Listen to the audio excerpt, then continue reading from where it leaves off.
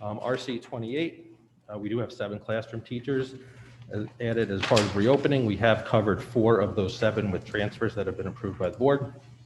We have part-time custodians to assist with cleaning. That's a negative variance of $128,000. LPNs were added to assist in the isolation room. That's a negative variance of $238,000. 4 campus monitors were added due to COVID, so that is a negative variance of $109,000. 2 technicians were added due to COVID. 1 remains vacant, so the forecast is a negative variance of just under $92,000. Lunch monitors were added to each elementary school and the middle school, leaving a negative variance of $187,200.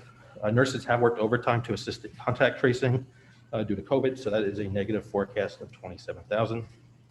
Health insurance for staff is forecasted at just under $88,000. We have adjusted this number based on the actual elections that the employees hired have taken.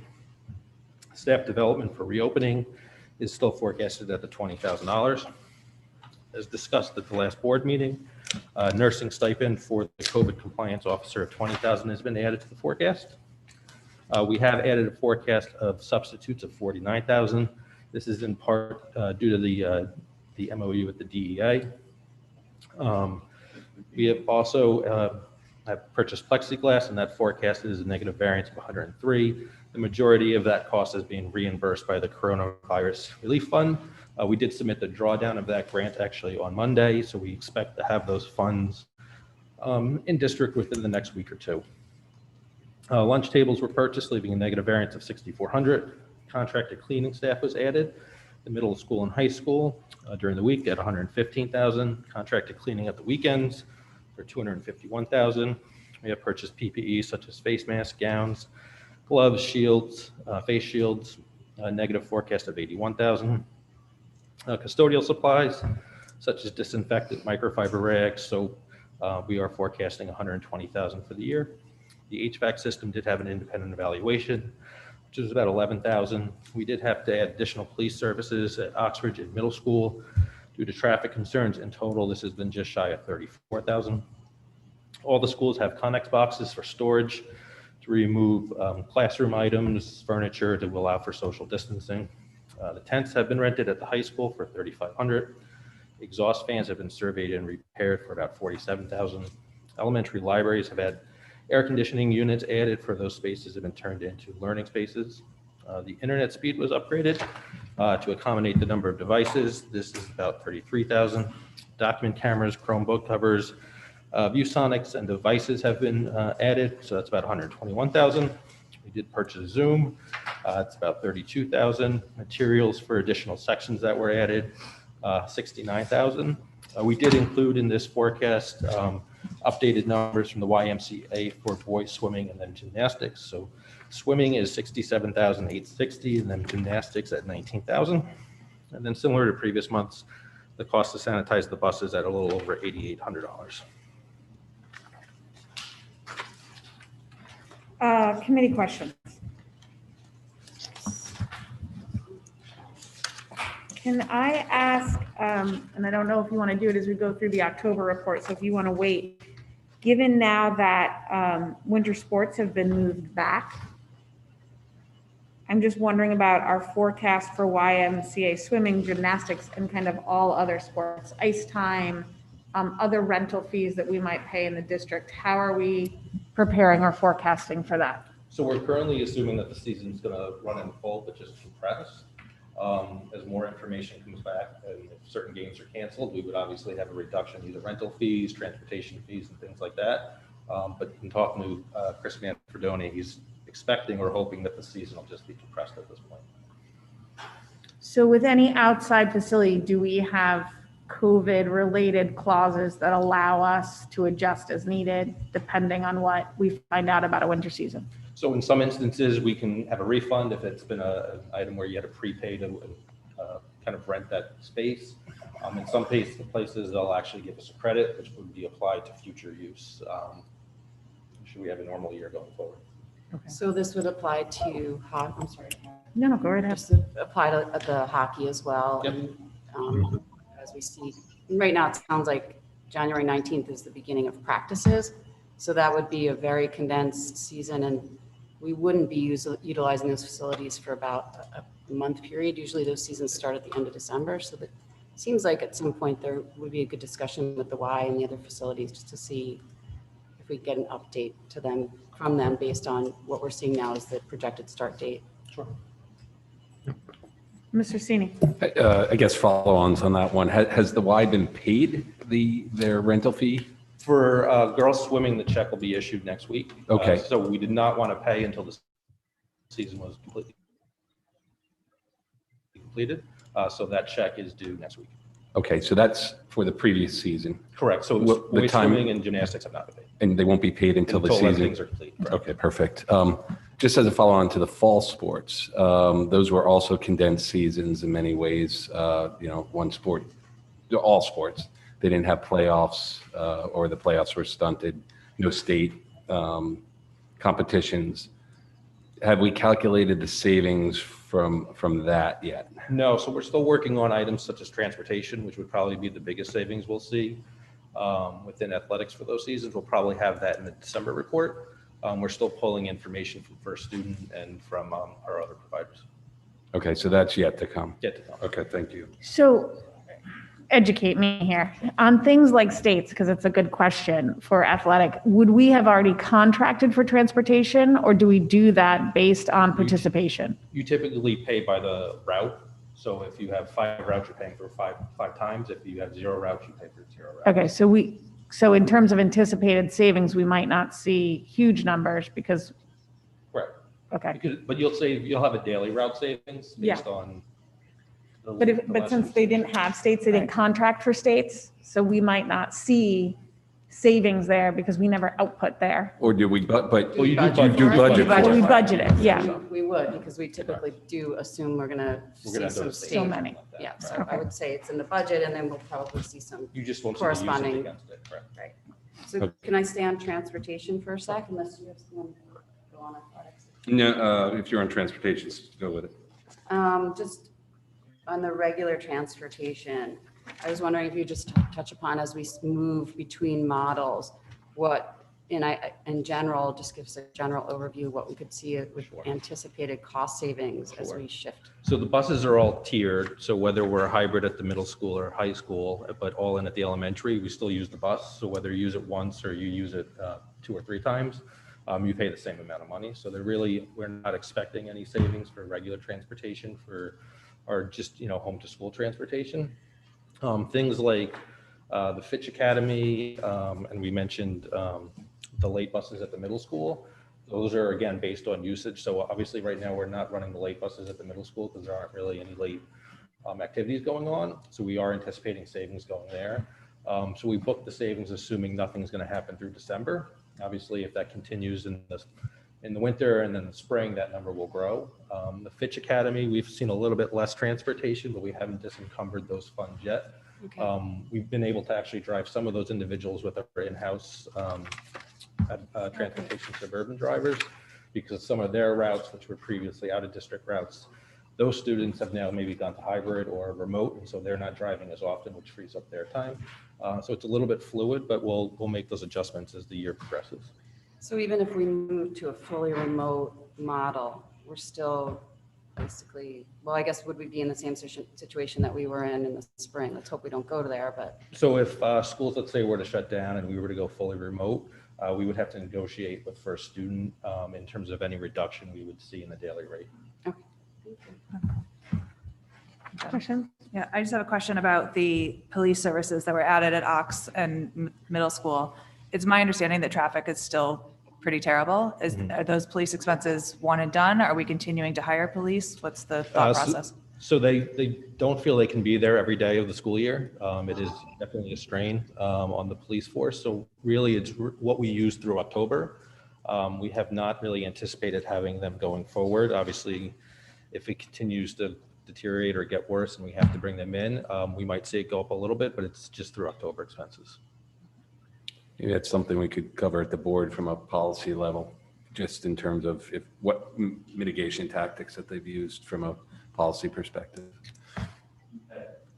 Sarah, may I? Yeah, Dr. Adley. Yeah, good morning, everyone. Nice to see you. Thank you. So I've been in close contact, obviously, with Chief Anderson, and it seems that, of course, the hybrid model will help a little bit, but it seems that at a middle school, at least from his perspective and a little bit from our perspective, that things have settled down a wee bit better, and that's also the case to some degree or to a greater degree also at Oxford. So I think we've made some progress there. But anyway, it's just a perspective. So if we see a need again, my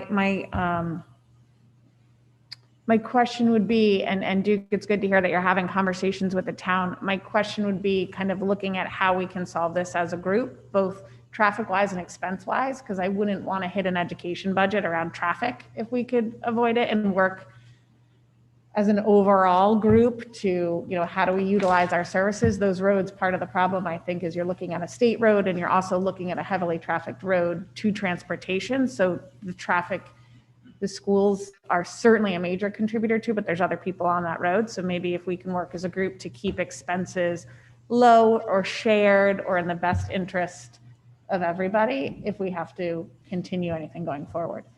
I'm not sure. Maybe we could talk to the new policy chair, what policy we would enact, but I think Duke and the board could decide if there's a role there. Yeah, I mean, I think it's a board discussion. I mean, is there a way that I remember in planning and zoning, we used to mitigate traffic by staggering pickups and drop-offs. So is there a policy that as a board, and again, we're off base here discussing it. Yeah. So let's discuss it at the board level. Just to add to that real quick, I think there's, take a look at our plan, we're due for another meeting with the chief, first selectman, Alan and I, and also center that around beginning phases of the Oxford construction project. So why don't we have a full board update then? Because finance-wise, I think we need to look at what our expenses are and how it's impacting the budget, and the full board can probably opine on the actual situation. And from a financial standpoint, it'd be interesting to know how we handle like football games where you have large crowds or large other events, and how do we get billed? Is there additional expense associated with that overtime that goes to the district or the town? And again, you don't have to answer it now, but let's try to keep the policy, to your point, consistent with what we do. So the police department does bill us for every use of officer in the district. Yeah, and we have accounts that cover it for extracurricular activities from a budgeting standpoint. If the board wants to look at something broader, let's do that as a full group. Cool. That's a good idea. Any other questions? Just to add on that, obviously if there's a non-financial way to solve the issue. Honestly, Middlesex traffic is quite good right now because we're in hybrid model, but we're still dealing with Oxford and those issues. But if there's any way to solve the problem without using money, I'm all for that. I just wanted to go to RC 24. We're seeing some positive, I guess more specifically with the tuition public schools and tuition private schools. So that's going to be reflected it could be reflected in our calculation for ECR, and that would be adjusted accordingly. And I'm guessing that you've already done that. Yep. So in the forecast that you see for excess costs, we are forecasting 2.2, so about $100,000 less than budget. Part of that is the less expenditures in tuition and really transportation. Part of that is the lower reimbursement rate, but as we mentioned at the last meeting, the benefit is now our 4.5 multiple is lower than forecasted. So the lower 4.5 multiple coupled with the lower reimbursement rate are almost a wash, not quite. But the reduction in reimbursement is really due to those reduction in expenses that you're saying. So so we don't get specific into student placement, but we're seeing our students, just their TPTs happened and their IEPs are changing and their placements are changing because of that, or is it more COVID driven? So some of it is their placements are changing. Some placements have closed compared to previous years, so they've gotten new placements. Okay. And then that obviously also impacts transportation depending on where you're going, if it's closer or further away. Rich, could you just make sure I'm getting feedback of people not being able to hear us? Oh, sure. Thank you. And just an FYI, I've gotten feedback. I checked in the first 10 minutes of the meeting, we were on mute. Oh, So people are asking for a little bit of a recap from the first 10 minutes of the meeting, just FYI. Can we stay on RC 24 for a moment? Your speech therapist, Do you see this rising above and beyond this particular position and this leave of absence? Or do you, So the individual here is not going to be here for the duration of the school year, so that is the savings for the full year salary. To cover that work, the special education department has an outside contractor providing speech services. So we do expense contracted speech services in that contracted speech line item. So there is a potential down the road that we might have to take a portion of these savings from salary to put in contracted speech to cover that cost. okay. And then on ELP, I imagine, although it might be limited this year, we do enroll students throughout the year. So just members of the committee should expect a fluctuation with that. We do. Based on where we are in models and if anyone's qualifying. We do. Just could we get like a snapshot of where we typically would be at this point in the year in a normal year? Is this normal? So we are lower than normal. I know Laura has just indicated there's obviously some concerns that parents are worried if schools were to close, they don't want their 3 or 4-year-old to have to do remote learning. So they've held them back a little bit. We've had a couple of individuals who've just withdrawn. And then we've had some paying individuals who then became classified as special education students, who then would not become paying individuals. Would it be appropriate to appropriate a certain amount to the COVID-related?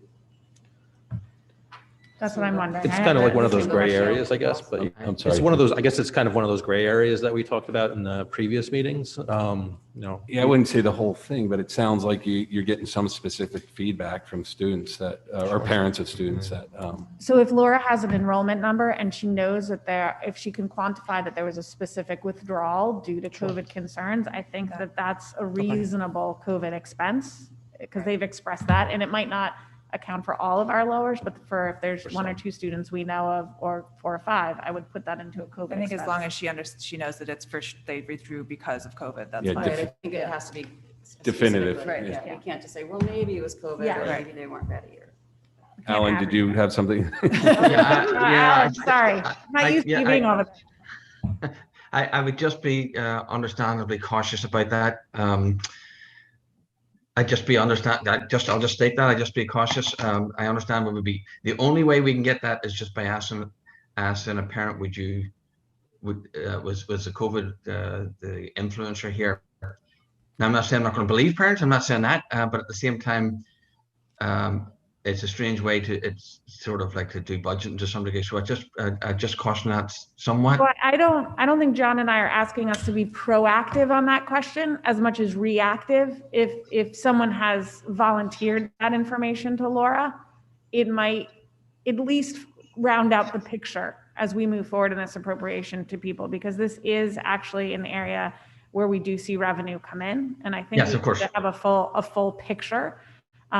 Maybe the full board can decide how to do that with a recommendation from the finance committee. But if Laura proactively has that information, I think it might round out as we're building classrooms for ELP and these numbers look low based on what we're building for, it might create the full story for people to understand.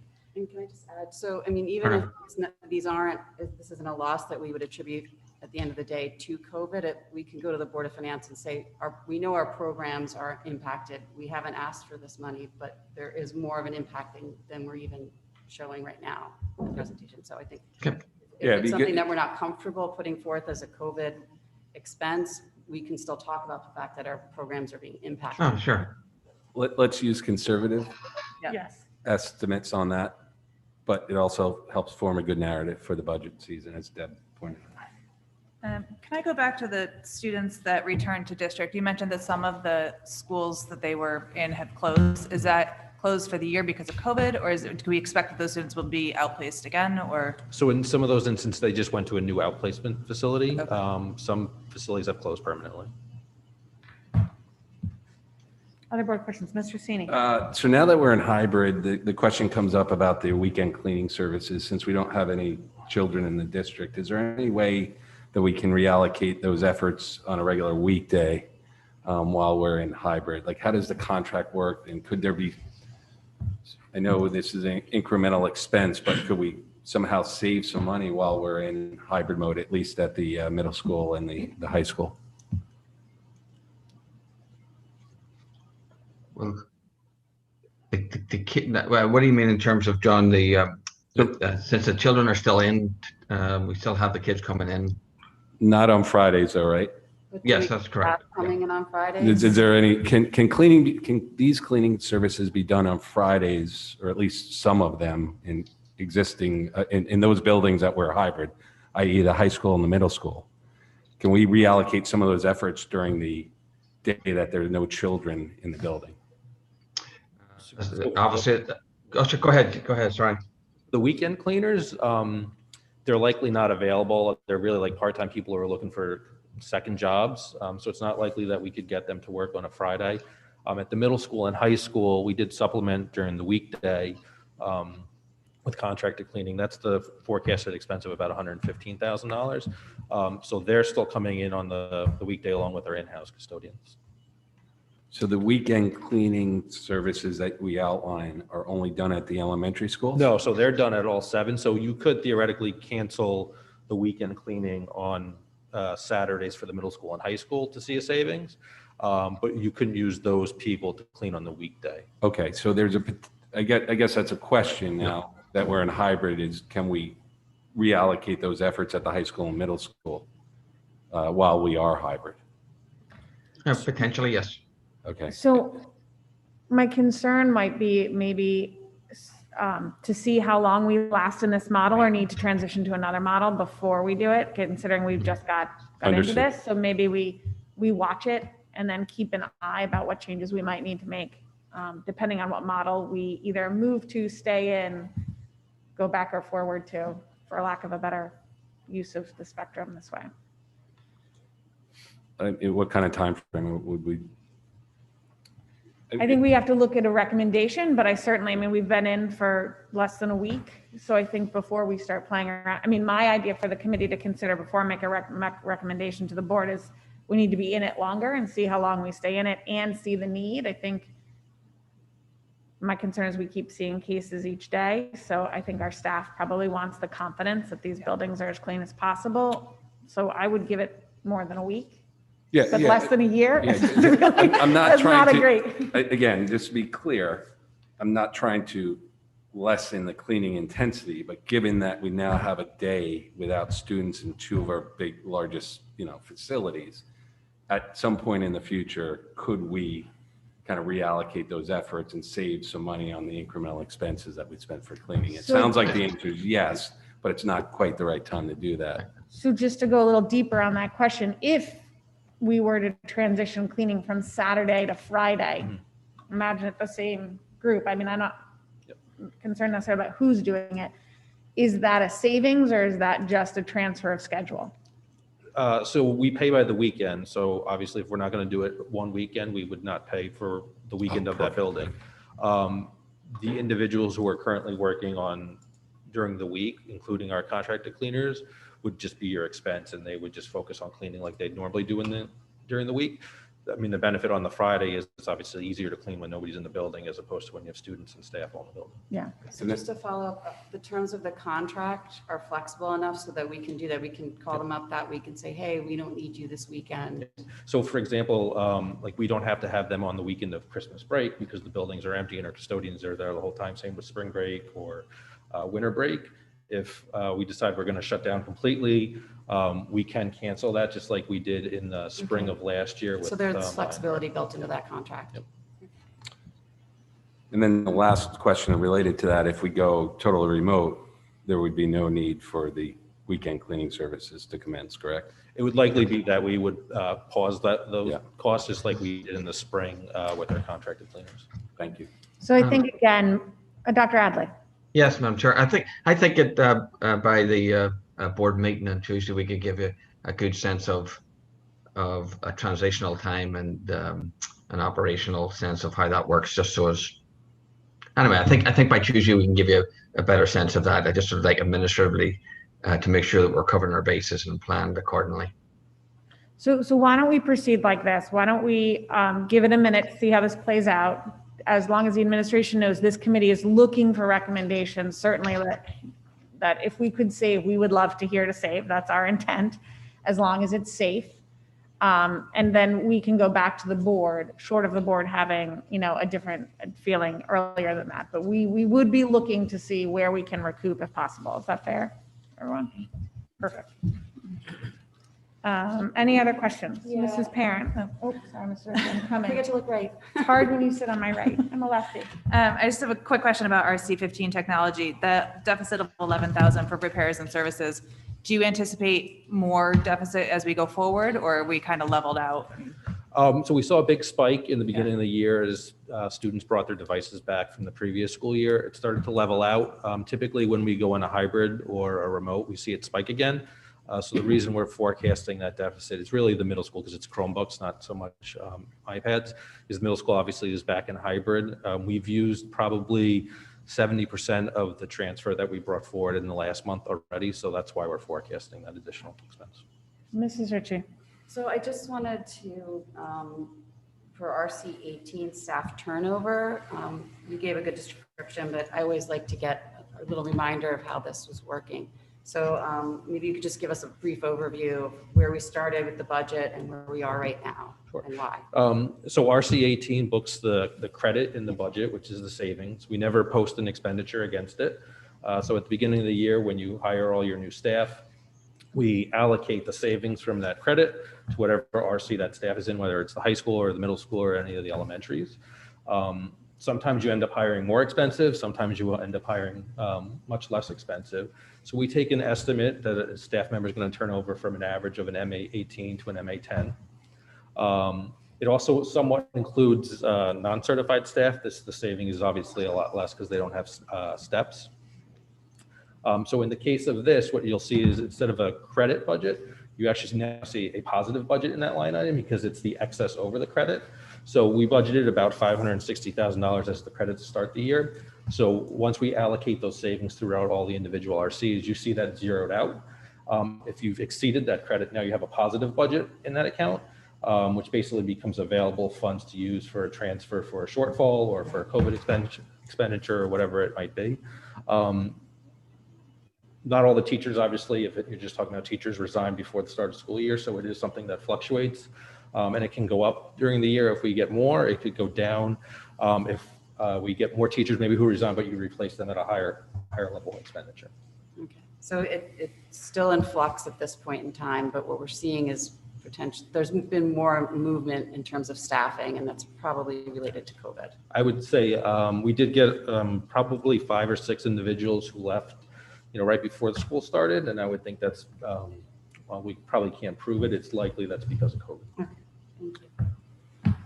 Sorry, I have Mr. one. Sini. This is an overall kind of observation as I go through this. And again, you guys have been great in terms of breaking out, delineating COVID related and non-COVID, and really appreciate that. So as we go forward though, I also see and we kind of touched upon this, as we forecast savings, the puts and the takes. Some things are being forecasted through December, right?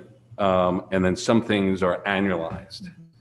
And so I think it's going to be important going forward to understand, especially as we start discussing our appropriation requests, how much, where should we stop these forecasts or in terms of timing, or where can we elongate a few of these? So it's just a broad perspective, but maybe as we continue to think and produce this list, and if there are any other line items, because it's interesting, month after month, line items are emerging to have been impacted on a COVID basis, and you guys are discovering more. So if that can be done going forward, showing us semi-annual kind of forecast versus annual. Sure. Other questions? Did we just want to, because the public couldn't hear the first 10 minutes? I mean, basically, wasn't it just Rich going through the RCs? Yeah, Mr. Rudel went through the memo dated November 11th, 2020, the fiscal year 21 financial report through October. So we went through that report. People can reference that. It'll be posted on the website. So if they want to go through, that's basically the first 10 minutes is all you missed. Basically read. Yeah. And almost verbatim. So you can just review that and you'll know what we said. Moving on. We'll go on to the reopening of schools projected expenditures.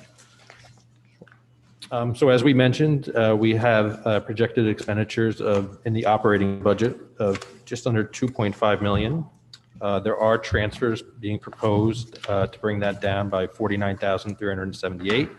So that would bring it down to 2,447,939. We did break it down in the categories that we've been using before. So staffing is about 1.5 million. At the previous board meeting, transfers were approved to bring that down a little over 300,000. Facility costs in total are about 1.2 million, though about 389,000 are funded through grants. Those are primarily plexiglass partitions and the hand washing stations. As I mentioned earlier during the report, we did draw down on the Coronavirus Relief Fund grant, which was the $347,000 grant this past Monday. We expect those funds in district probably by next week, if not the end of the month. That would mean that both the Coronavirus Relief Fund and the ESSER grant would have been received in full. Technology, total spending is about 280,000, though 92,000 of that has been reimbursed by grants. Athletics is the large increase, and we have in the PowerPoint that we can go through the bridge between last month and this month, and that is the addition of YMCA, gymnastics, and boys swimming.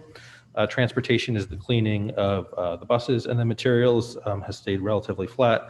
And those are the additional materials for the class sections that were added, and then some music materials as well. So overall, we are forecasting, if the transfers are approved, reopening expenditures of about $2.4 million.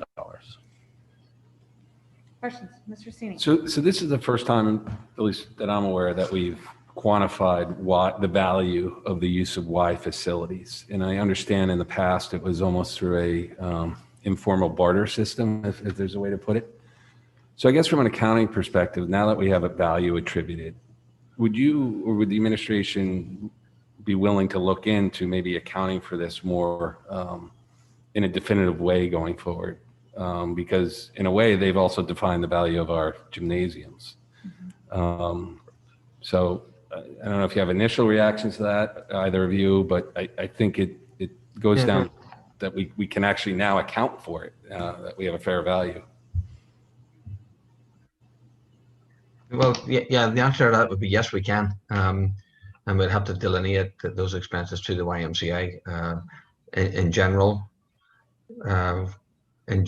I think we feel that they may have to pay, well, they'll have more of an expense than we have, essentially. So they would wind up, I mean, if we had a more formal agreement with them, they would wind up paying us Correct. at the end of the day based on facilities usage Correct. in a Yes. normal year. Yes. I mean, this is sort of a handshake agreement, so I'm just a little concerned as we start to quantify things going forward. I think the full board would have to opine on that. Yeah. I think the question might be, in any given year, regardless, if you took COVID out of it, would you want to do that? I don't know what So I think, and I brought this up at the board table when we first heard about swimming. I agree with Mr. Sini. The benefit and the change that could be impactful is that once the Y put a dollar amount on things, it almost forces us from a balance sheet to do the same. Mm-hmm. And so those might be conversations the district and the Y need to engage upon, both to keep a good community relationship with people, but also now that we have hard numbers, it's hard to ignore. Yeah, we don't do things by handshake agreements, so I think Yeah, it's well, we've had a I long-standing understand. We've trade. never had a value, and like again, part of the discussion might be, because of this relationship, there's synergistic. Yep. And the value to the schools is to the district is exactly equal to what they provide us from a pool and gymnastics facility. So this is not looking to create revenues where revenues didn't exist, but I think proper accounting is kind of the goal of my inquiry. Yeah. I think now there's dollars put to it. It forces a balanced accounting sheet, and so the conversation has to then begin from there. Yeah, this is not uncommon in districts, and we can certainly delineate whether we want to use it or not, what our expenses are. Yeah, and this goes to the broader conversation the board has had around outside facilities usage. It continues that conversation, and It's one of the many things COVID has highlighted. Transparency. Yeah, well, I don't know if I'd put transparency, but I understand that now that the Y has assigned a value where there was previously no dollar amount assigned, that we would do the same from a good accounting measure. So I guess with the recommendation of the finance committee to put a more formalized agreement in place related to the uses of facilities. I don't think we are empowered to do that. I think what we're empowered to do is just to draw to attention that this is the dollar amount that's been assigned to the district this year. And I think the administration has to come back to the full board with an understanding of what that means going forward. Agreed. Any other questions? Yeah, I mean, I do, but I'm still stuck on the why thing. I think if we're going to go down that path and we're going to start talking numbers and numbers are out there, I'm just a little concerned about that. I'm just going to flag that, but we can move on. Well, Mrs. Ritchie, I feel like, what's the concern? If we're going to start talking dollars, then it's not within the purview of the finance committee, but perhaps the district needs to contemplate a more formalized agreement with the Y. Well, so I would agree that that's beyond our scope again today. I think what we're looking for is to now understand the numbers and how it would affect the budget going forward. And so there is work for the administration and the board to do with the Y to get a full understanding. And accounting policy, too. I don't think it's a policy. I'm sorry, the way we account. I didn't mean that. Yeah. Policy. Further questions, Mrs. Ritchie? Well, in your memorandum, you go through the timing and I think it's appropriate to touch on this right now, the timing for an appropriation. And I just want to get an understanding. You would be looking at the January 26th meeting for the Board of Education to have the board approve a specific dollar amount to request as an appropriation. So I think our recommendation would be at that January 26th meeting to bring forward a recommendation on what to request as a supplemental appropriation to the Board of Ed, and then have the Board of Ed vote on that amount. And then if the board does approve it, then the next steps would be to go to the Board of Finance and then the RTM. And that gives the administration in your office enough time to compile, refine, and then is this something that the committee will review and then full board clearly has got to review? I think that is the decision of the full board. Okay, so we would have the November financial report done by then, and then the December financial report. So we would effectively have half the year of actuals in the books, and then we'd have a better understanding probably in that time frame of what's going to happen in that January to June. Some of those items that we mentioned where we're only forecasting through December, we'll probably have a decision as to what we're going to do, whether it's renting our buildings or things like that. So that might either free up some money or obviously take some money away. and do you envision going through basically almost every line item of the budget, how it's impacted? But I guess you're doing that now. Yeah. Okay, thanks. So just to back into that, would we I believe the board meets on January 12th, will we have some sort of, I don't think we should throw it into one meeting. I'm wondering if, just out of curiosity, at the January 12th meeting, will we have some sort of like preliminary number to look at and contemplate and discuss before we make a final So do you mean decision? our meeting or the board meeting? The Board of Ed. So the Board of Ed agenda item needs to be decided by the super and the chair. But I think what maybe an appropriate question for us is we'd like As to a be. finance committee member, I'm requesting that it would potentially make sense to discuss it preliminary on January 12th. And then if the board deems necessary, the finance committee meets on January 14th and can further discuss it before it comes to the board for a final vote. So I think the request is for January 14th, this committee, short of having different direction from the Board of Education, would like to be prepared with full documents before sending off. Right. Or going back to. Is that possible, that timing? Yep, so the idea would be to bring in the January Finance Committee, that recommendation of what we would request the board to approve at the January 26th meeting.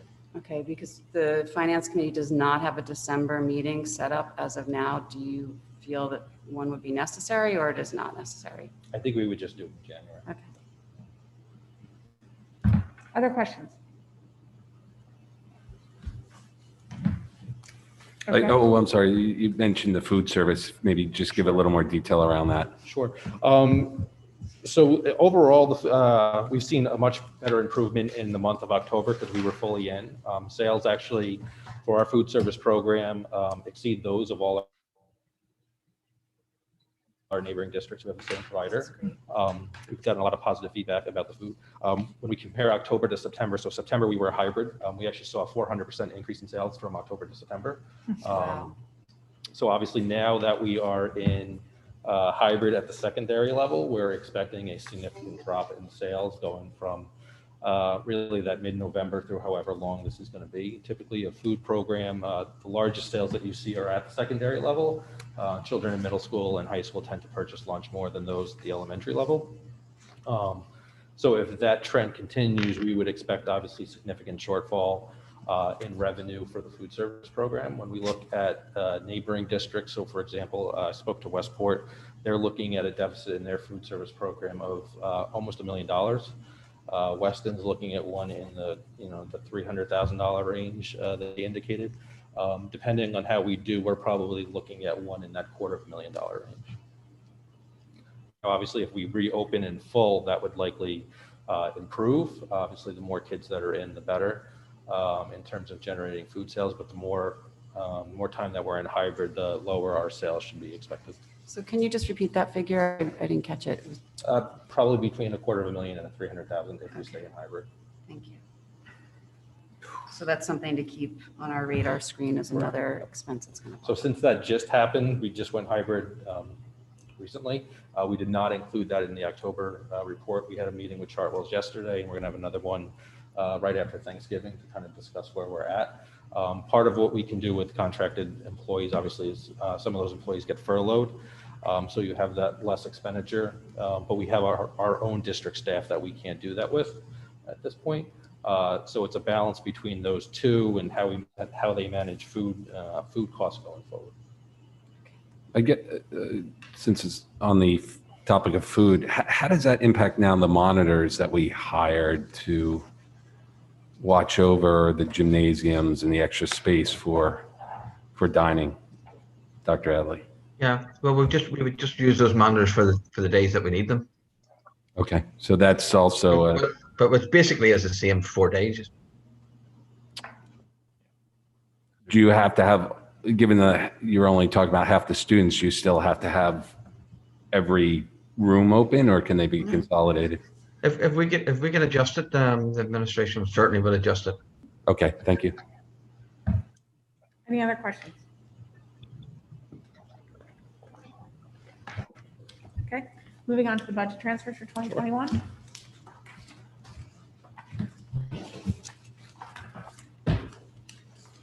So we do have 5 transfers, 4 of which are COVID related, 1 of which is not. The first one is for $6,295 to cover music materials that were purchased related to COVID. We are recommending taking that from the savings related to music transportation. So again, trying to stay within the same department. $8,840 to cover the bus sanitation cost, and this would be the savings that we discussed earlier related to not having the late buses at the middle school. So again, trying to keep transportation within transportation. $20,000 to cover the COVID compliance officer stipend, and this would be from contractual savings from negotiated non-certified contracts. $14,243 to cover the 0.2 nurse that was added due to COVID, and that would primarily be from savings related to the nurse contract. And then the last transfer, which is non-COVID related, would be $11,000 for those repairs for Chromebook devices, and then that money would come from turnover savings. Board questions? Seeing none, those will go to the full board for consideration. Any other questions from the committee before I move to public comment? Okay, any public comment, Michelle? Good morning. If you would like to speak during public comment, please click the participants icon on the bottom of your Zoom screen. Next, click the raised hand option. You will notice a blue hand icon appear in the upper corner of your screen where your face, name, and/or number appears. When it is your turn to speak, the facilitator will identify you and announce that you are unmuted for public comment. Once recognized and unmuted, please state your name and address. You will have up to 3 minutes to comment. There are no raised hands at this time. Thank you. With that, I will entertain a motion to adjourn. Mr. Sini and Mrs. Parent, all in favor? That is unanimous. Thank you, Thank you. everybody. Thank you.